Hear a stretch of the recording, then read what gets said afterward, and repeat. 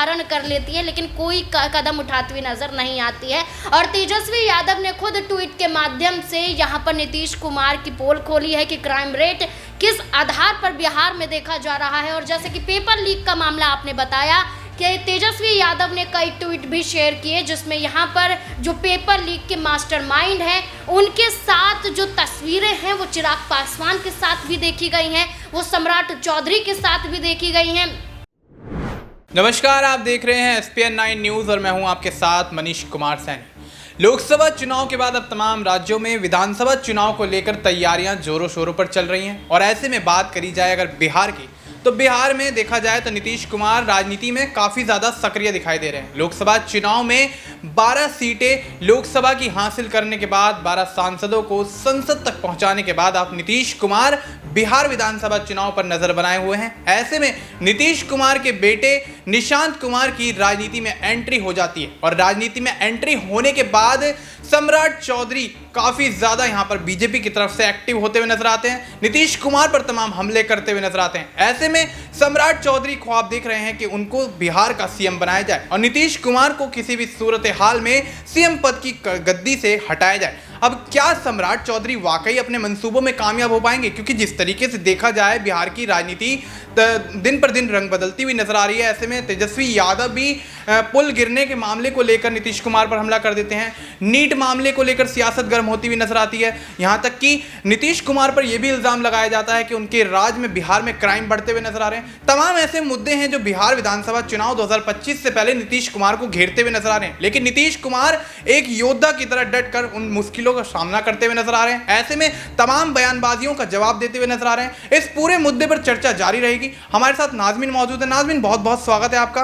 नाज़मीन, क्या कुछ लगता है जिस तरीके से नीतीश कुमार बिहार की राजनीति में चारों तरफ से विपक्षी पार्टियों से घिरते हुए नजर आ रहे हैं, ऐसे में तेजस्वी यादव भी यहाँ पर हमला बोल देते हैं उन पर, और सम्राट चौधरी जो कि एनडीए गठबंधन के माध्यम से उनके साथ सरकार बनाए थे पिछली बार, और इस बार के लोकसभा चुनाव में लगता नहीं है कि उन दोनों की सरकार मिलकर बन जाएगी, एनडीए की सरकार दोबारा वापस आ पाएगी। और ऐसे में अब भारतीय जनता पार्टी और जेडीयू के बीच मुकाबला देखा जा रहा है। लेकिन अगर देखा जाए जिस तरीके से नीट पेपर का लीक का मामला निकल कर आता है, बिहार में गिर रहे धड़ाधड़ पुलों का मामला निकल कर आता है, तमाम क्राइम के मामले निकल कर आते हैं, तो इन मुद्दों पर कहीं ना कहीं तेजस्वी यादव भी हमला बोलते हैं, लालू प्रसाद यादव भी हमला बोलते हैं नीतीश कुमार पर। और ऐसे में सम्राट चौधरी तो काफी लंबे समय से नीतीश कुमार पर हमले बोलते हुए नजर आ रहे हैं। तो क्या लगता है, नीतीश कुमार बिहार विधानसभा चुनाव से पहले घिर चुके हैं, या फिर नीतीश कुमार वाकई इन मुश्किलों का सामना करने के बावजूद बिहार विधानसभा में जीत दर्ज करेंगे और एक बार फिर से सीएम बनते हुए देखे जाएंगे? क्या कुछ कहना नाज़मीन? देखिए, अगर हम नीतीश कुमार को लेकर अगर बात करें कि बिहार में 9वीं बार एनडीए के समर्थन से मुख्यमंत्री बन जाते हैं, लेकिन मुख्यमंत्री बनना एक तरफ होता है, लेकिन जनता की समस्याओं को सुनना दो तरफ होता है, दूसरी तरफ होता है। लेकिन देखा जाए तो नीतीश कुमार पर कई आरोप, जैसे कि आपने कहा कि पुलों का ध्वस्त होना, लगभग यहाँ पर 13 पुल यहाँ पर धराशायी होते हुए नजर आए हैं, जिसका आरोप यहाँ पर कहीं ना कहीं एनडीए सरकार पर लगाया जा रहा है। विपक्षी पार्टी की तरफ से तेजस्वी यादव का ये कहना है कि एनडीए की सरकार मौजूदा स्थिति में बिहार में मौजूद है, लेकिन सरकार की तरफ से क्या काम किया गया है? कई ऐसे पुल हैं जो अभी मौजूदा सरकार के दौरान बनते हुए नजर आए, वो पुल भी यहाँ पर धराशायी हो जाते हैं। ये एक मामला है पुलों का गिरना, तो दूसरी तरफ आप क्राइम रेट की बात कर रहे हैं। यहाँ पर मासूम बच्चों की जान जाना हो या फिर महिलाओं के साथ यौन शोषण का मामला हो, भागलपुर के विधायक गोपाल मंडल भी ये मुद्दा उठा चुके हैं कि कैसे यहाँ पर दलित समुदाय की एक महिला के साथ यौन शोषण किया जाता है। और इस पर नीतीश कुमार की सरकार की बात करें तो मूक दर्शक बनकर देखती हुई नजर आती है, यहाँ सिर्फ मौन धारण कर लेती है, लेकिन कोई कदम उठाती हुई नजर नहीं आती है। और तेजस्वी यादव ने खुद ट्वीट के माध्यम से यहाँ पर नीतीश कुमार की पोल खोली है कि क्राइम रेट किस आधार पर बिहार में देखा जा रहा है। और जैसे कि पेपर लीक का मामला आपने बताया कि तेजस्वी यादव ने कई ट्वीट भी शेयर किए, जिसमें यहाँ पर जो पेपर लीक के मास्टरमाइंड हैं उनके साथ जो तस्वीरें हैं वो चिराग पासवान के साथ भी देखी गई हैं, वो सम्राट चौधरी के साथ भी देखी गई हैं, वो नीतीश कुमार के साथ भी देखी गई हैं। यानी कि नीतीश कुमार वाकई फंस चुके हैं। लेकिन देखा जाए तो नीतीश कुमार यहाँ पर केंद्र सरकार के सामने कई मांगों को रखते हुए नजर आते हैं, जो चुनौतियाँ देते हैं कि आप बेशक हमें फंसाने की कोशिश कीजिए, लेकिन अगर भारतीय जनता पार्टी उन्हें मुख्यमंत्री चेहरे के रूप में बिहार में नहीं उतारती है तो नीतीश कुमार भारतीय जनता पार्टी का बना बनाया खेल बिगाड़ सकते हैं। जैसे कि आप ये देखिए कि आपने खुद ही कहा कि निशांत कुमार जो नीतीश कुमार के बेटे हैं, उनकी राजनीति में एंट्री करने की बात कही जा रही है। और वहीं यहाँ पर नीतीश कुमार को बिहार में सीएम चेहरे के नेतृत्व में चुनाव लड़ने की बात कही जा रही है। तो ये तो जनता दल यूनाइटेड की तरफ से कई चुनौतियां केंद्र सरकार के सामने रखी गई हैं। अब ऐसे में मानसून सत्र की शुरुआत भी होने वाली है। जैसा कि देखा जाए कि 22 जुलाई से मानसून सत्र की शुरुआत होगी। इसमें बजट भी पेश होता हुआ नजर आएगा। और उससे पहले यहाँ पर जेडीयू पार्टी की तरफ से नीतीश कुमार ने कई मांगों को केंद्र सरकार के सामने उठा दिया है। जैसे कि बिहार में 9 नए हवाई अड्डों का निर्माण किया जा सके, यहाँ पर मेडिकल कॉलेज की स्थापना की जा सके, यहाँ पर कई और मुद्दों को उठाते हुए आर्थिक पैकेज की सहायता की बात की गई है कि आर्थिक सहायता केंद्र सरकार द्वारा मिले।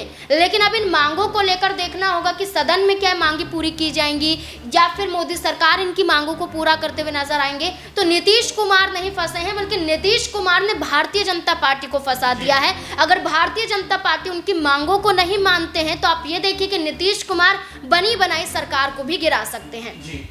तो नीतीश कुमार बनी बनाई सरकार गिरा सकते हैं। और ऐसे में देखा गया है कि लोकसभा चुनाव के दौरान से ही यहाँ पर बिहार को विशेष राज्य के दर्जा बनाने की मांग भी उठती हुई है। और ये सिर्फ नीतीश कुमार ही नहीं, तमाम बिहार की पार्टियों के बड़े बड़े नेता यहाँ पर मांग करते हुए नजर आए। मुकेश सहनी मांग करते हुए नजर आए, चिराग पासवान मांग करते हुए। लेकिन एनडीए जो सरकार है वो कहीं ना कहीं इन चीज़ों पर बात करती हुई नजर नहीं आ रही, इस चीज़ पर कोई भी अमल करती हुई नजर नहीं आ रही। तो ऐसे में अब देखा जा सकता है जिस तरीके से सारी बिहार की राजनीतिक पार्टियां एकजुट होते हुए बिहार को विशेष राज्य का दर्जा देने की मांग करती हुई नजर आई है। नाज़मीन ने जैसे बताया कि यहाँ पर एयरपोर्ट का निर्माण को लेकर बात हो रही है, मेडिकल कॉलेज को लेकर बात हो रही है।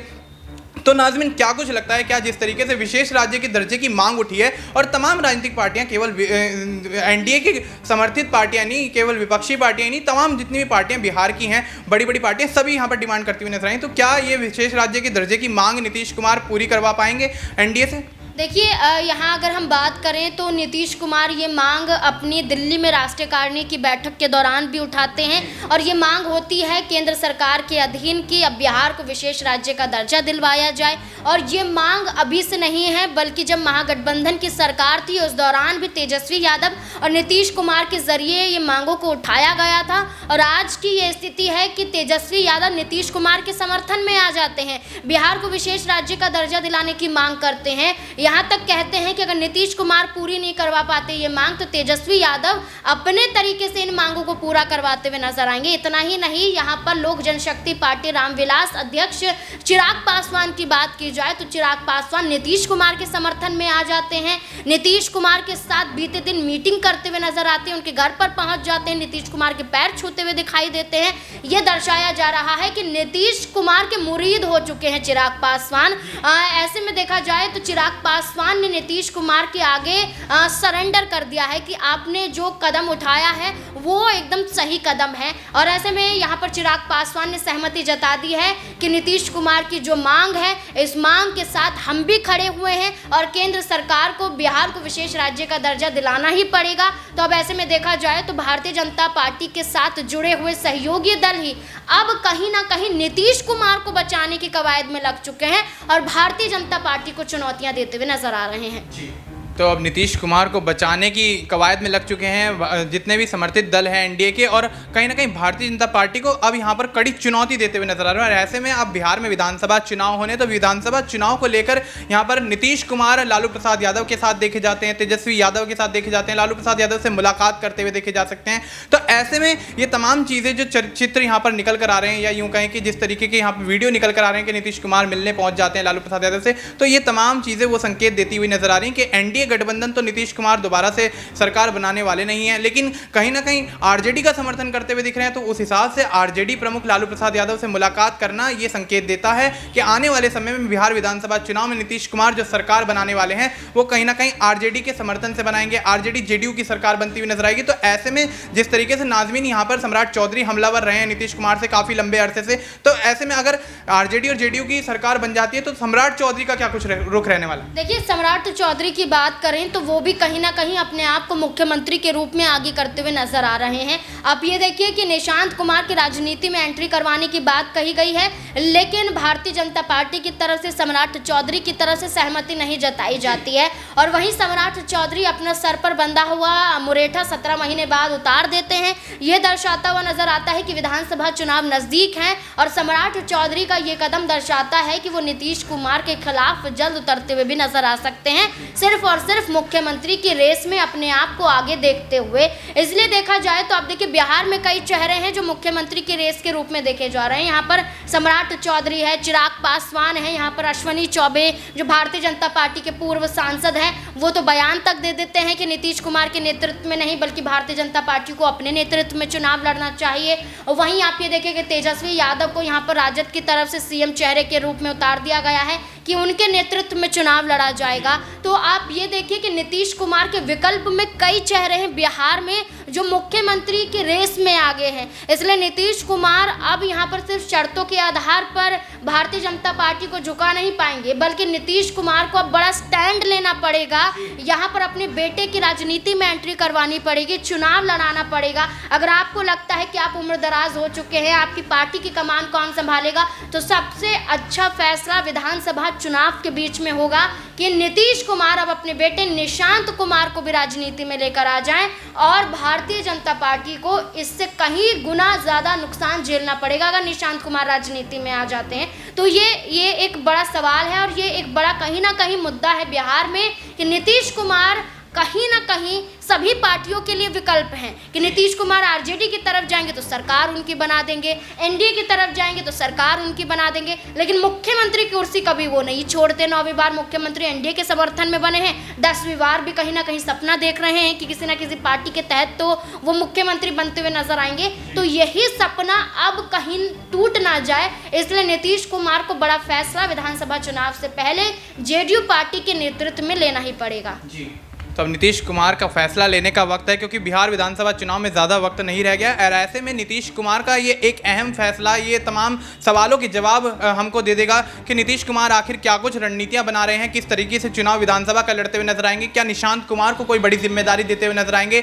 जिस तरीके से सम्राट चौधरी हमलावर हैं तो सम्राट चौधरी का क्या समाधान निकाला जाएगा, सम्राट चौधरी से किस तरीके से टक्कर ले पाएंगे, और आरजेडी के साथ अगर जाते हैं तो आरजेडी की सरकार बना देंगे। जिस तरीके से नाज़मीन ने कहा एनडीए के साथ जाते तो एनडीए की सरकार बनती हुई नजर आएगी। लेकिन फिलहाल जो स्थिति बिहार के अंदर चल रही है राजनीतिक, उसको देखते हुए यह समझा जा सकता है कि एनडीए के माध्यम से तो नीतीश कुमार सरकार बनाने वाले नहीं है, लेकिन आने वाले समय में कहीं ना कहीं यह स्थिति साफ होती हुई नजर आएगी कि नीतीश कुमार वाकई आरजेडी का रुख करेंगे या फिर जिस तरीके से उनको तमाम चीजों को लेकर घेरा जाए, चाहे नीट पेपर लीक का मामला हो, चाहे बिहार में शिक्षा का मामला हो, चाहे कोई भी अन्य मामला हो, पुलों के गिरने का मामला हो, तमाम जो मामले लेकर यहां पर राजनीतिक पार्टियां नीतीश कुमार पर हमलावर हैं, उन मामलों से अगर निपटने में नीतीश कुमार कामयाब नहीं हो पाते हैं तो क्या वाकई अब जेडीयू अकेले चुनाव लड़ेगी, नीतीश कुमार अकेले चुनाव लड़ेंगे? और जिस तरीके से निशांत कुमार की एंट्री बिहार की राजनीति में करवाते हुए नजर आ रहे हैं जेडीयू के माध्यम से, तो क्या दोनों पिता पुत्र मिलकर इस बार की लड़ाई लड़ते हुए कामयाब होते हुए नजर आएंगे या फिर भारतीय जनता पार्टी सत्ता में आती हुई दिखेगी? खैर ये तो अब वक्त ही बताएगा। फिलहाल के लिए इतना ही। देश और दुनिया से जुड़ी तमाम जानकारी के लिए आप देखते रहिए SPN 9 न्यूज।